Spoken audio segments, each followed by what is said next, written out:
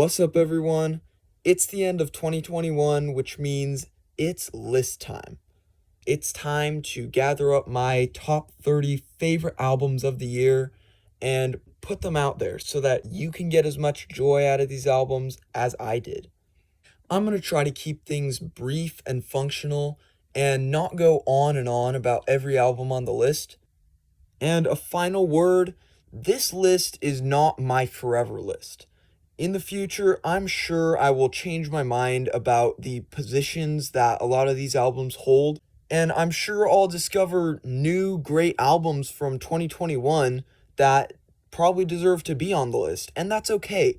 I've just tried to keep this list as authentic to how I'm feeling right now as possible. So I've stayed away from looking at anyone else's end of the year lists so that this list will be as raw and unfiltered as possible. So yeah, hope you enjoyed the video. And starting off the list at number 30, I've got my honorable mentions. I know I'm cheating, but it's my list.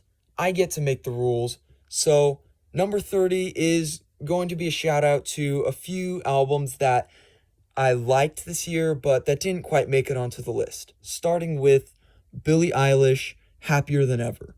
I really enjoyed this album. I'd put it about on par with her debut. Give it a listen. Also, shout out to Injury Reserve, By the Time I Get to Phoenix.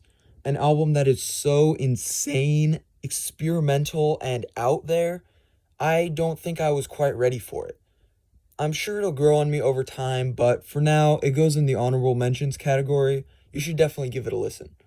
Shout out to Japanese Breakfast with Jubilee.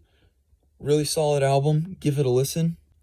Also, shout out to Remy Wolf with Juno. A catchy, quirky little pop album. Highly recommend it. And last but not least, Genesis Owusu with Smiling with No Teeth. A great debut album, and I can't wait to see what Mr. Owusu does next with this talent of his.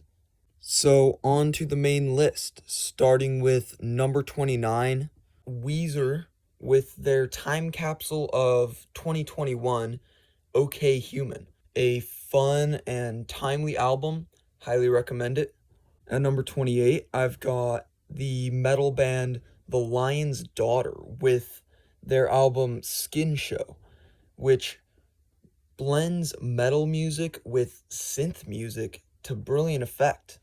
Give it a listen. At number 27, I have Arab Strap with their highly underrated album As Days Get Dark. Long story short, you might want to take a shower after you're finished listening to this one. Nevertheless, it's one of my favorite albums of 2021. At number 26, I've got Animal by Laura Marling and Mike Lindsay. And no, I'm not going to call them Lump. Yeah, really loving the organic flow of this album. Kind of makes it feel less like just a collection of tracks and more like a holistic work of art. Number 25 is A Trip Down Memory Lane with Silk Sonic, the collaboration between Bruno Mars and Anderson .Paak. This album, really fun, really soulful, great vibes. Highly recommend you give it a listen if you haven't already. At number 24, I've got the beautiful, the elegant. I'm just kidding. At number 24, I've got Zach Fox's hilarious rap album, Shut the Fuck Up Talking to Me. This album is an absolute bundle of joy.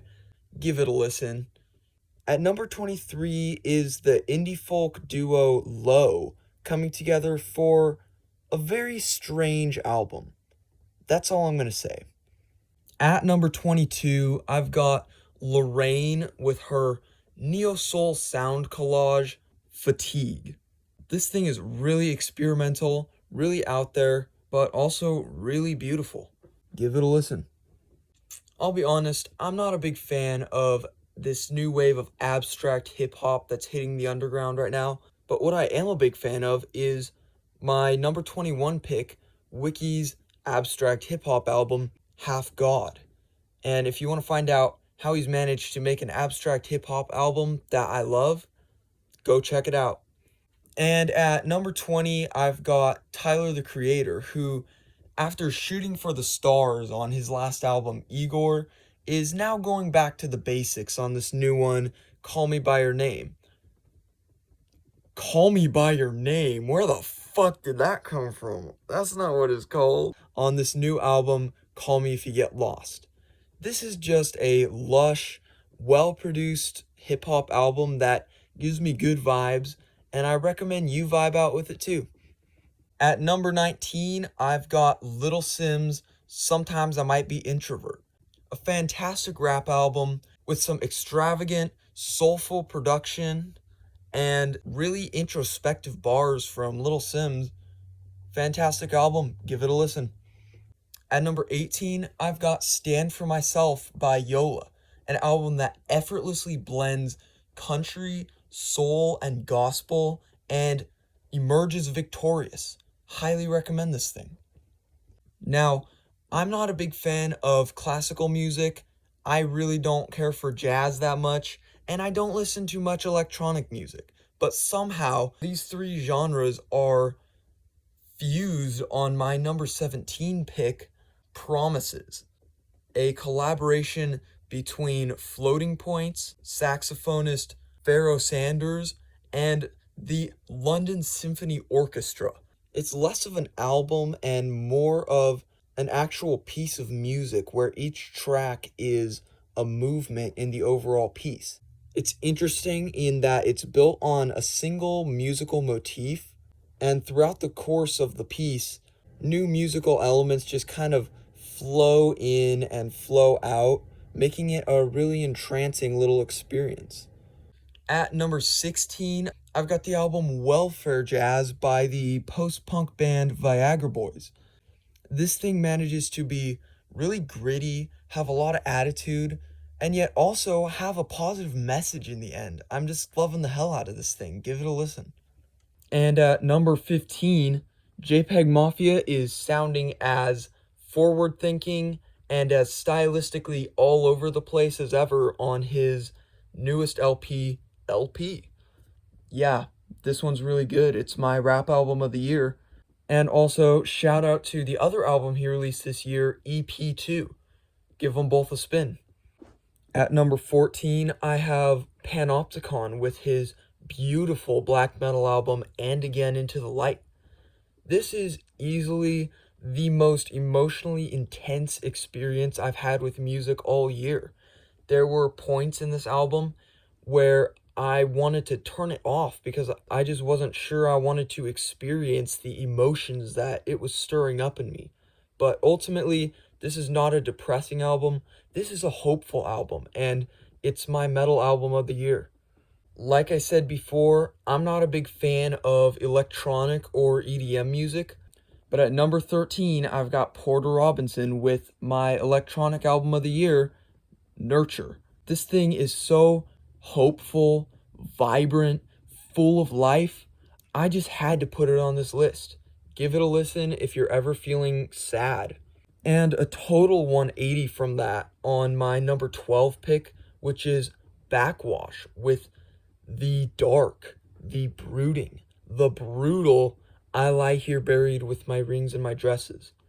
This thing is quite possibly the darkest album I've heard all year.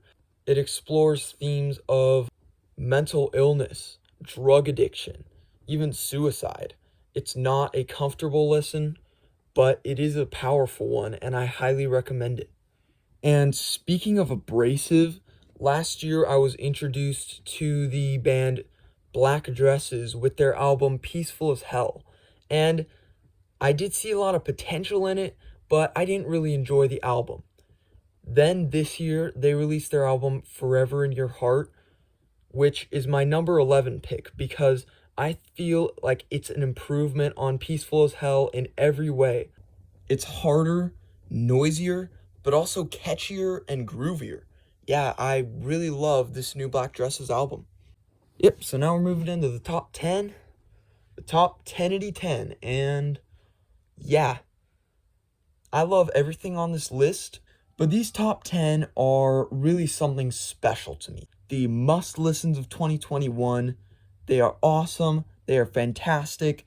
Every single one of them, starting with number 10, Church's fantastic album, Screen Violence. This is maybe the most poppy and accessible album on this list. This thing is packed from start to finish with these awesome, larger-than-life synth pop anthems with mountainous production and Lauren's voice shining through it all like a beam of light through the darkness of the night. This thing is epic. It is catchy as hell. And yeah, can't say enough good things about this amazing pop album. It's my pop album of the year. Give it a listen. At number 9, I've got St. Vincent with the psychedelic, funky Daddy's Home. This album is as stylistically varied as it is full of personality. There are songs that are lighthearted and bouncy, and there are other songs where St. Vincent is singing about things that really matter to her. Also, love the sitar. Great, weird, quirky addition to this album that gives it just more personality and makes it an amazing listen. Highly recommend it. Alright, at number 8, I have Richard Dawson's collaboration with the band Circle. The album's titled Henkai or Henki. I don't even know how it's supposed to be pronounced. I don't even know how to pronounce half the song titles on this album, but what I do know is that this is one of the most exciting progressive rock albums to come out in a long time. The songs range anywhere from 6 to 12 minutes in length and have all sorts of winding, unpredictable song structures. But the real star of the show is Richard Dawson with his grand storytelling and his really weird vocals that kind of turned me away at first. But on multiple listens, I came to really love his unique vocal style, and it became one of my favorite parts of this album. These songs are not traditional in any sense, but the choruses here still slap. So even though this thing can be challenging at times, it's also really fun. Highly, highly recommend this album to all of you guys. And at number 7, I've got an album that I'm kind of surprised this album fell so high on my list. It is James Blake with his beautiful, heartbreaking album, Friends That Break Your Heart. This album may just break your heart. The songwriting here is so genuinely sad.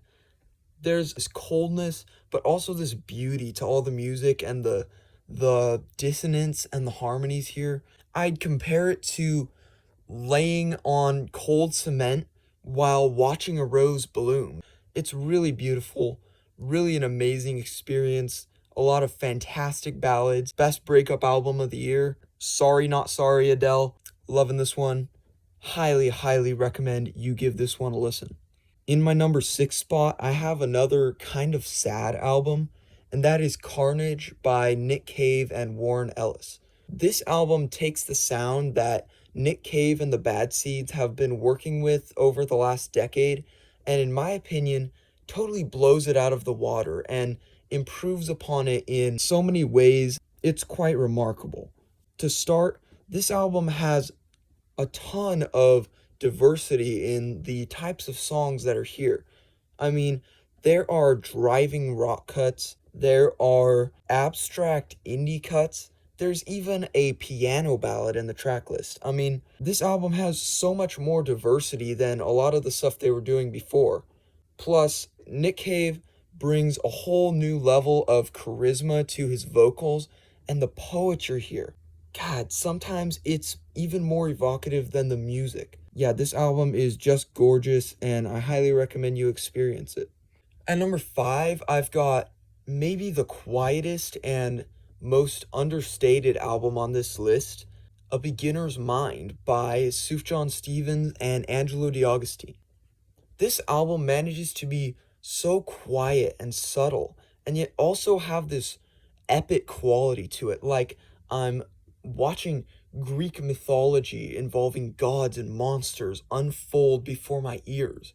That might partly be due to the concept of this album, which was that the two artists would watch a movie and then allow the imagery and the themes of that movie to infuse the next song that they wrote. And that definitely adds another interesting dimension to this album. But even without that knowledge, this album is just a fantastic listen on its own merits due to just the musicianship and the fantastic songwriting.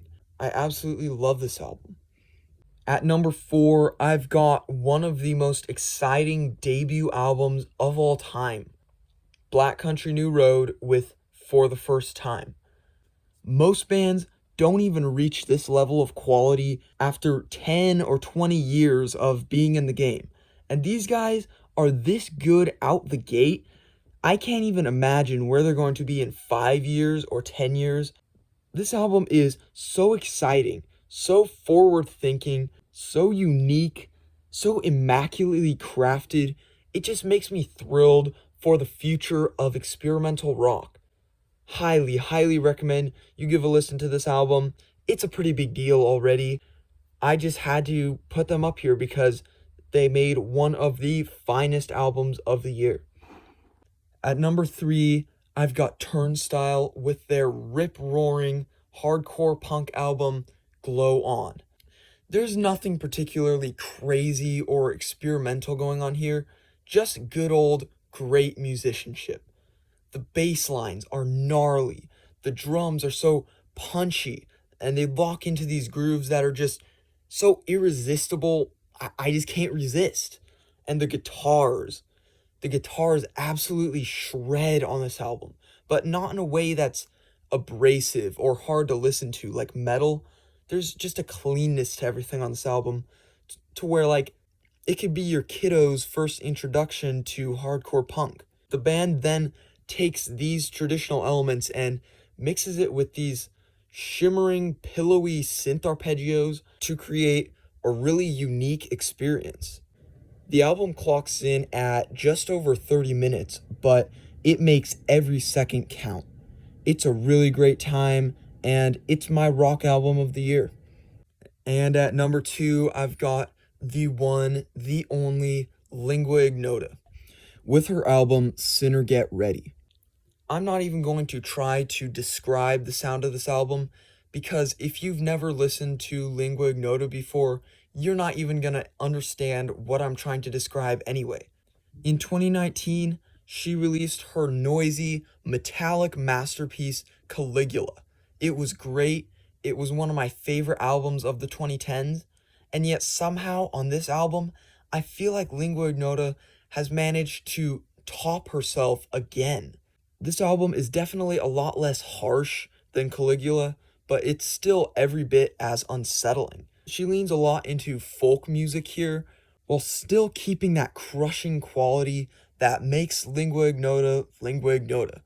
This album is not an easy listen, but it is an amazing show of musicianship from one of the most exciting projects in modern music.